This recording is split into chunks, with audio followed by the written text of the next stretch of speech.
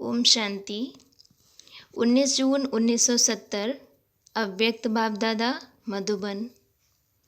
त्रिमूर्ति lights का साक्षात्कार। ब्राह्मणों को त्रिमूर्ति शिवंशी कहते हो ना। त्रिमूर्ति बाप के बच्चे स्वयं भी त्रिमूर्ति हैं। बाप भी त्रिमूर्ति है। जैसे बाप त्रिमूर्ति है वैसे आप भी त्रिमूर्ति हो। 3 प्रकार की लाइट साक्षात्कार की आती है। वह मालूम है कौन सी है? जो ब्राह्मणों के 3 प्रकार की लाइट्स साक्षात्कार होते रहते हैं। आप लोगों से लाइट का साक्षात्कार होता मालूम पड़ता है।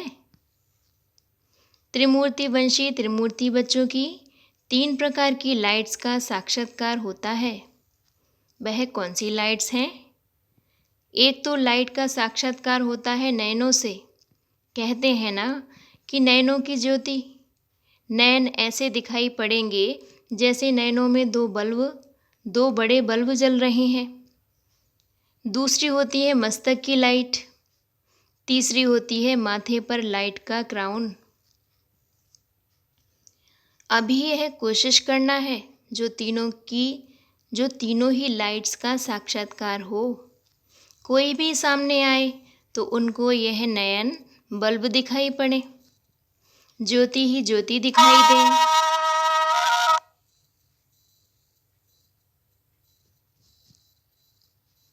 जैसे अंधियारे में सच्चे हीरे चमकते हैं ना, जैसे सर्च लाइट होती है, बहुत फोर्स से और अच्छी रीति फैलाते हैं।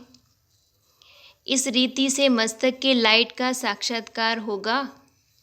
और माथे पर जो लाइट का क्राउन है वह तो समझते हो। ऐसे त्रिमूर्ति लाइट्स का साक्षात्कार एक एक से होना है। तब कहेंगे यह तो जैसे फरिश्ता है। साकार में नयन, मस्तक और माथे के क्राउन के साक्षात्कार स्पष्ट होंगे। नयनों तरफ देखते देखते लाइट देखेंगे। तुम्हारी लाइट को देख दूसरे भी जैसे लाइट हो जाएंगे। कितनी भी मन से व स्थिति में भारीपन हो लेकिन आने से ही हल्का हो जाए, ऐसी स्टेज अब पकड़नी है। क्योंकि आप लोगों को देखकर और सभी भी अपनी स्थिति ऐसी करेंगे। अभी से ही अपना गायन सुनेंगे। द्वापर का गायन कोई बड़ी बात नहीं है, लेकिन ऐसे साक्षात्कार मूर्त और साक्षात मूर्त बनने से अभी का गायन अपना सुनेंगे। आपके आगे आने से लाइट ही लाइट देखने में आए, ऐसा होना है। मधुबन ही लाइट का घर हो जाएगा। यह दीवे आदि देखते भी जैसे कि नहीं देखेंगे। जैसे बतन में लाइट ही लाइट देखने में आती है, वैसे यह स्थूल बतन लाइट का हाउस हो जाएगा। अब जब आप चैतन्य लाइट हो जाएंगे तो फिर यह मधुबन भी लाइट हाउस हो जाएगा। अभी यह है लास्ट पढ़ाई की लास्ट सब्जेक्ट। प्रैक्टिकल में थ्योरी का कोर्स समाप्त हुआ।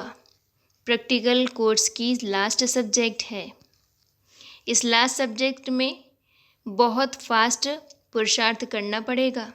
इसी स्टेज के लिए ही गायन है। बाप दादा से कब विदाई नहीं होती है, माया से विदाई होती है। बाप दादा से तो मिलन होता है। यह थोड़े समय का मिलन सदा का मिलन करने के निमित्त बन जाता है। बाप के साथ गुण और कर्तव्य मिलन, यही मिलन है। यही प्रयत्न सदैव करते रहना है। अच्छा, संकल्पों को ब्रेक लगाने का मुख्य साधन कौन सा है मालूम है? जो भी कार्य करते हो तो करने के पहले सोचकर फिर कार्य शुरू करो। जो कार्य करने जा रहा हूँ वह बाप दादा का कार्य है। मैं निमित्त हूँ। जब कार्य समाप्त करते हो तो जैसे यज्ञ रचा जाता है तो समाप्ति समय आहुति दी जाती है। इस रीति जो कर्तव्य किया और जो परिणाम निकला वह बाप को समर्पण स्वाहा कर दिया। फिर कोई संकल्प नहीं, निमित्त बन कार्य किया और जब कार्य समाप्त हुआ तो स्वाहा किया। फिर संकल्प क्या चलेगा? जैसे आग में चीज़ डाली जाती है तो फिर नाम निशान नहीं रहता, वैसे हर चीज़ की समाप्ति में संपूर्ण स्वाहा करना है। फिर आपकी जिम्मेवारी नहीं, जिसके जिसके अर्पण हुए जिस पर अर्पण हुए फिर जिम्मेवार वह हो जाते हैं। फिर संकल्प काहे का? जैसे घर में कोई बड़ा होता है तो जो भी काम किया जाता है तो बड़े को सुनाकर खाली हो जाएंगे, वैसे ही जो कार्य किया समाचार दिया बस।